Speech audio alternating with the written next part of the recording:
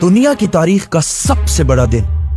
ये इतना इंपॉर्टेंट दिन था कि इस दिन से पहले मक्का में सिर्फ थोड़े ही लोग मुसलमान हुए थे, लेकिन इस दिन के बाद कुछ ही सालों में 3 कॉन्टिनेंट्स पर मुसलमानों की हुकूमत थी और मुसलमान दुनिया की सबसे बड़ी सुपर पावर बन गए। सुपर पावर बनने के बाद इतनी बड़ी एम्पायर के मुसलमानों को ऑर्गेनाइज करने के लिए हजरत उमर रज़ियल्लाहु ताला अन्हु, उस वक्त दुनिया के सबसे ताकतवर बादशाह, उन्होंने एक इस्लामिक कैलेंडर बनाया।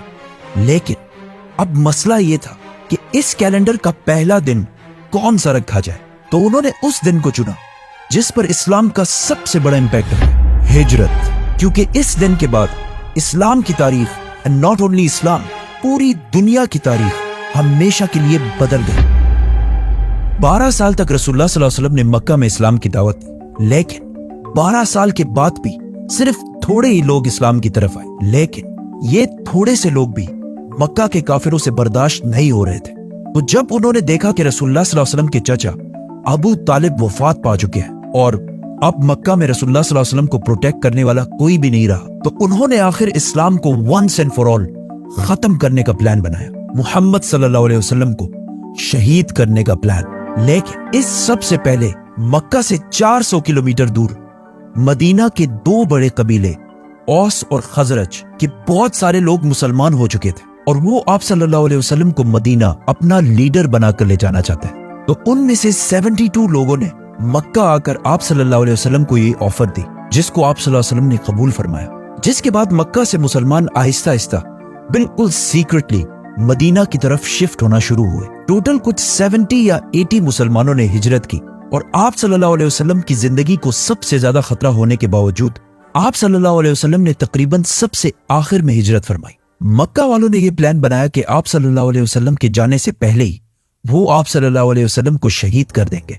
मक्का एक बहुत ही ट्राइबल सोसाइटी थी जिसमें एक ही फैमिली कुरैश के बहुत सारे कबीले आबाद थे और हर कबीला अपने मेंबर्स का हमेशा साथ देता था, चाहे वो सही हो या गलत। मक्का वाले इस बात से डरते थे कि अगर हम में से किसी एक कबीले ने भी रसूलुल्लाह सल्लल्लाहु अलैहि वसल्लम को शहीद करने की कोशिश की तो आप सल्लल्लाहु अलैहि वसल्लम का कबीला बनु हाशिम, जो मक्का के सबसे बड़े और स्ट्रॉन्ग कबीलों में से था, वो फिर उस कबीले को जिंदा नहीं छोड़ेगा।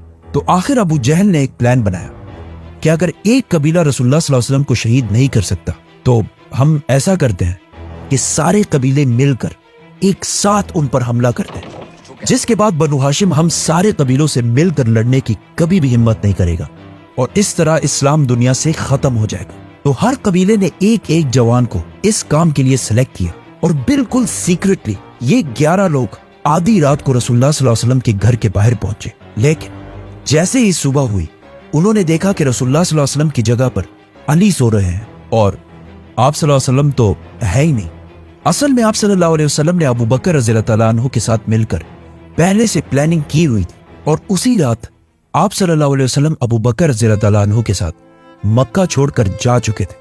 अब मदीना मक्का के नॉर्थ में है, तो आप सल्लल्लाहु अलैहि वसल्लम को इस रास्ते से जाना चाहिए था। आप सल्लल्लाहु अलैहि वसल्लम मदीना की तरफ नहीं बल्कि साउथ मदीना से बिल्कुल ऑपोजिट यमन की तरफ रवाना हुए और मक्का से 5 किलोमीटर दूर एक केव गार में बना ली, क्योंकि उन्हें पता था कि उनके जाने के बाद मक्का वाले उनका जरूर पीछा करेंगे। और ऐसा ही हुआ।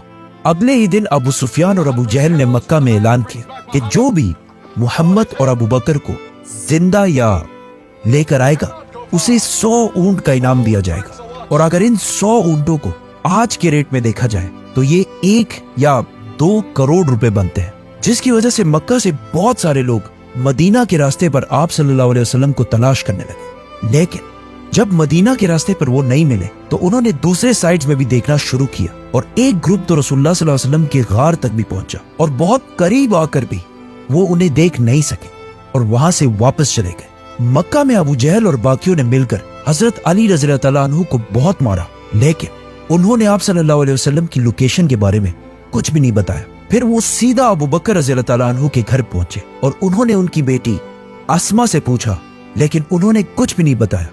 तो अबू जहल ने उनके मुंह पर जोर से थप्पड़ मारा। हजरत अस्मा इस सब के बावजूद भी 3 दिन तक मक्का वालों से छुपकर गारे सूर में आप सल्लल्लाहु अलैहि वसल्लम और अबू बकर रज़ियल्लाहु ताला अन्हु तक खाना पहुंचाती रही। आखिर 3 दिन के बाद आप सल्लल्लाहु अलैहि वसल्लम गारे सूर से रवाना हुए। अबू बकर रज़ियल्लाहु तआला अन्हु ने पहले से ही एक आदमी से डील कर रखी थी और उसे अपने 2 बेस्ट ऊंट भी दिए थे कि 3 दिन के बाद हमसे आकर इस गार में मिलना और अपने साथ ये 2 ऊंट भी लाना। अब इस आदमी को चूज करना बहुत ही मुश्किल काम था, क्योंकि अगर ये भी 2 करोड़ इनाम की लालच में आकर आप सल्लल्लाहु अलैहि वसल्लम को धोखा दे देता तो इस इतने इंपॉर्टेंट काम के लिए उन्होंने अब्दुल्ला बिन उरैकत को चूज किया, जो खुद उस वक्त मुसलमान भी नहीं थे, लेकिन उनके पास एक खास स्किल था।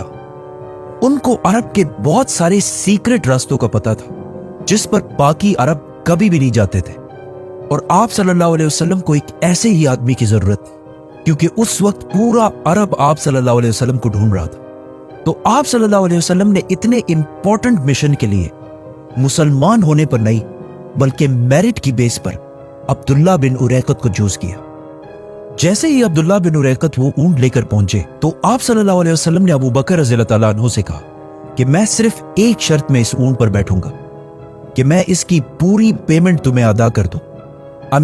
इतने सख्त हालात में भी आप सल्लल्लाहु अलैहि वसल्लम इन टाइनी डिटेल्स का भी ख्याल रखते थे। एंड नॉट ओनली दैट, जब मक्का का हर कबीला आप सल्लल्लाहु अलैहि वसल्लम को शहीद करना चाहता था तो आप सल्लल्लाहु अलैहि वसल्लम ने हजरत अली को जाने से पहले मक्का में छोड़ा ताकि वो उन अमानतों को वापस लौटा सके जो मक्का के लोगों ने आप सल्लल्लाहु अलैहि वसल्लम के पास रखी थी। अब्दुल्ला बिन उरैकत आप सल्लल्लाहु अलैहि वसल्लम और अबू बकर रज़ियल्लाहु तआला अन्हु को अगेंस्ट साउथ मदीना से बिल्कुल ऑपोजिट यमन की तरफ लेकर गया, और जब मक्का से बहुत दूर चला गया तो उन्हें वापस मदीना की तरफ मोड़ा और आप सल्लल्लाहु अलैहि वसल्लम को समंदर के बिल्कुल करीब से बिल्कुल सीक्रेट रास्तों पर मदीना की तरफ रवाना किया।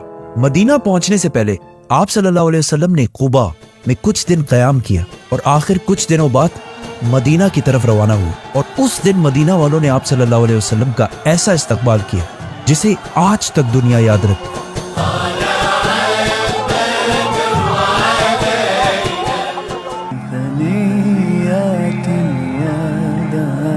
وجب الشكر علينا ما دعا لله ذا।